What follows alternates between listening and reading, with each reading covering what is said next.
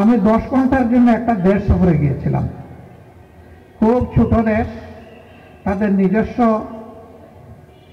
জনশক্তি হইল মাত্র তখন 2.5 লাখ, আর বিদেশি লোক আছে 3.25 লাখ। এই মিলিয়ে তাদের 5 লক্ষ লোকের দেশ, আমাদের একটা উপজেলার সমান ছোট্ট দেশ, কিন্তু বিশ্বের মধ্যে সবচেয়ে ধনী দেশ। এই দেশে মাথাপিছু আয় আমেরিকা ইউরোপের চাইতে এই দেশের মানুষের বেশি। আমি ওই দেশ সফরে যাইনি, তাদের এয়ারলাইন্সে অন্য দেশে যাওয়ার পথে আমার 11 ঘন্টার স্টপ ওভার ছিল। আমি চিন্তা করলাম যে এই সুযোগ আমি কেন হাতছাড়া করি, আমি একটু ট্রাই করে দেখি অন অ্যারাইভেল ভিসায় আমাকে ভিতরে ঢুকতে দেয় কিনা। আমি গেলাম, বললো sorry, it's not applicable for the Bangladeshi citizens. আমি বললাম যে আমার এই সাদা দাড়ি, চুল, ভ্রু এগুলা দেখেও কি তোমাদের একটু মায়া লাগে না? কোনদিন মরে যাব, মরার আগে তোমাদের দেশটা আমার দেখার স্বাদ এটা কি অপূরণ থেকে যাবে? এই বুড়া লোকটাকে একটু এক্সেপশন হিসাবে নেওয়া যায় না? আমার মুখের দিকে কিছু সময় চাইয়া হেসে দিল, দিয়ে বললো যে তুমি ওই ডেস্কে যাও, একটা ফর্ম পূরণ করে চলে আসো। আমার সাথে আরেকজন ছিলেন, তিনি অবশ্য নৌজওয়ান।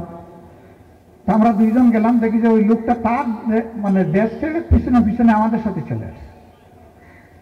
আইসা আমার পাসপোর্ট নিল, ওর পাসপোর্ট নিল, নিজেই ফিল আপ করলো, করে বললো যে put your sign signature here. Sign signature দিয়ে কাগজগুলা নিয়ে স্টাম্প,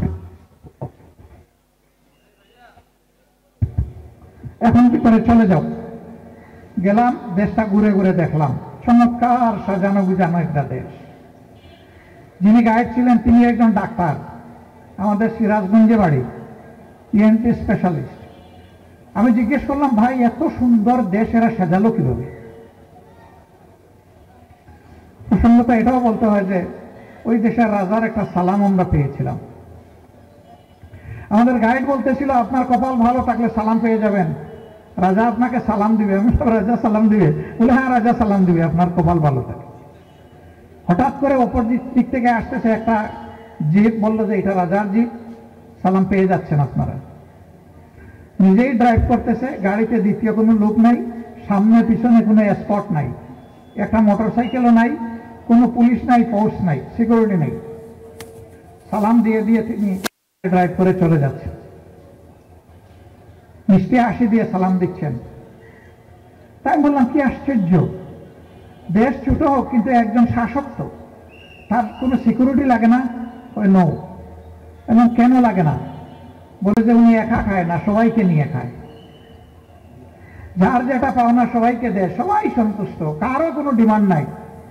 আমাদের দেশের বকলম শ্রমিকরাও যারা এখানে আছে তারাও মাসে 2-2.5 লাখ টাকা রুজি করে,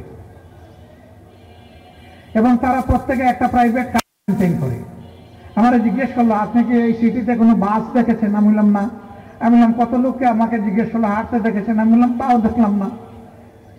বলে যে every person has his own কার। পরিবারের সদস্য 5 জন হলে 5 জনের 5টা।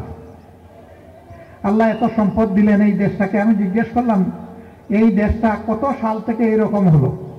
বললেন মাত্র 13 বছর। তার আগে কি ছিল? বলে যে তার আগে কোনো সময় আমেরিকা, কোনো সময় ব্রিটিশ এদেরকে পাঠিয়ে এদের সমস্ত সম্পদ চুরি করে নিয়ে গেছে। এই দেশটা হইল দারুস সালাম, ব্রুনাই।